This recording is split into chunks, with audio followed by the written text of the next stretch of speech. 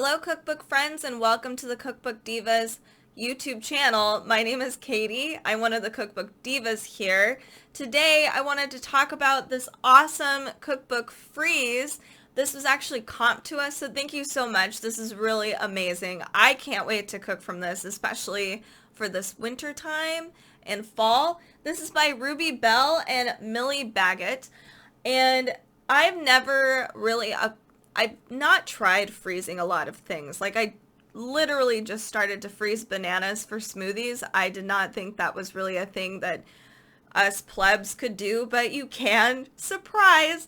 That's just me though. So I'm looking forward to this. I had a lot of friends whose parents, when I was growing up, would freeze a lot of meat. They would marinate it and then they would freeze it and then they would take it out. And I was always really fascinated by it. So I'm really excited to see what kind of recipes that they're showing us today. So let's go through this a little bit.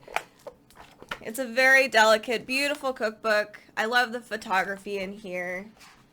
So we start with easy midweek meals.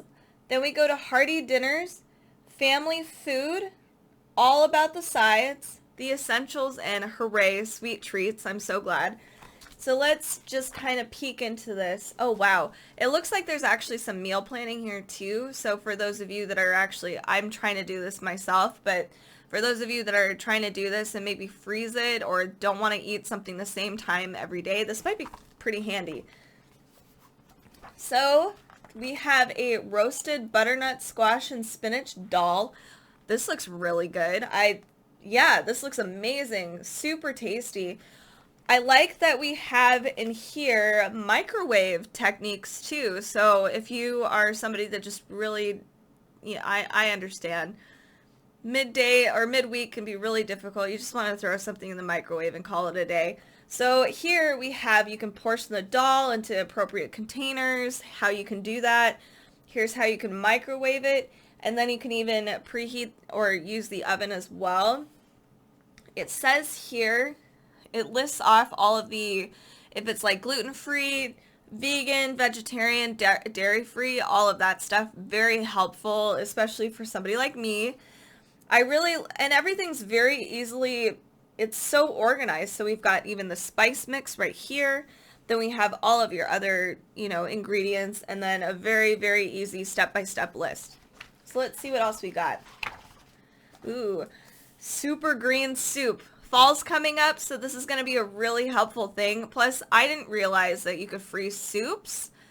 I'm actually quite excited because I really love soup, and I love to just throw something in the microwave and call it a day. So we have, again, same thing. We've got like the different microwave, the freezing, all of that stuff. It's really important that you do this properly. So I really appreciate that they've been able to do that for us. Here we have, ooh, famous chicken pie. Look at how good that looks. The browning on here is just phenomenal. And everything looks just super easy, very quick. I love that you're going to be able to throw this in an oven or a microwave, the day that you want it and, feast. That sounds so nice. If you've got a lot of kids, this is going to be super handy. Let's see if I can look at some other stuff. Ooh, mushroom stroganoff. I never thought about freezing pasta. Interesting. And you can do this with rice as well. So this would be really tasty. Again, very easy. Let's look at some other stuff.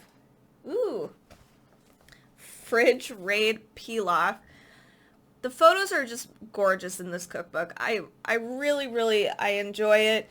I'm glad that everything just looks so bright and vibrant. That's just not something that I would think of when you're reheating, if you've put something in the freezer and then you reheat it again. I have just some weird idea in my head about freezer food. So I'm really excited to actually go ahead and try this year. I've grown a couple of my own fruits and vegetables, so this will be really helpful. Super duper tomato sauce. This looks really good, and I love tomato sauce. This is going to be helpful for all kinds of recipes. They give you all kinds of stuff here, the ingredients. Ooh, it even has red peppers, and yeah, you can use it for all kinds of things. Pizzas, pastas, I think you could even use it as a base for all kinds of sauces, like even curries and stuff like that. It's super tasty. Let's give you guys a few dessert options, and then we'll wrap it up here. Chocolate chip cookies. This is something that I freeze. I make a whole bunch of cookie dough way ahead of time, and then I freeze like at least 3/4 of it, and then I'll use it for, throughout a few couple months, especially during the holidays. You can have freshly baked cookies as gifts, or even during the holidays to serve people.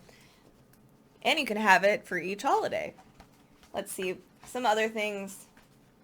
Classic Victorian sponge. Look at that. That looks so good.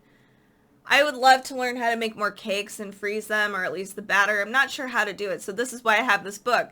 So thank you guys so much for freeze. Ruby and Molly, this will be super helpful for me, and I know Carrie loves to freeze too, so thank you guys so much for comping this for us. So I hope you guys really enjoyed our look through of freeze. This cookbook is really cool. It's helpful if you have kids, or if you just, you want to freeze some food and you don't like to eat the same thing over and over again. That's me. I'm like that. So yeah, make sure to check this out. This is really, really cool. Thank you guys so much for joining us today. But if you want to come join us for other cookbook content, come check us out on Facebook, Instagram, Pinterest, and we even do a podcast. We try to do it every Fridays. There are cookbook roundups, and I know Carrie's been researching really hard. There's so many cookbooks coming out in fall that just look amazing. So make sure to stay tuned, and thank you guys so much for watching.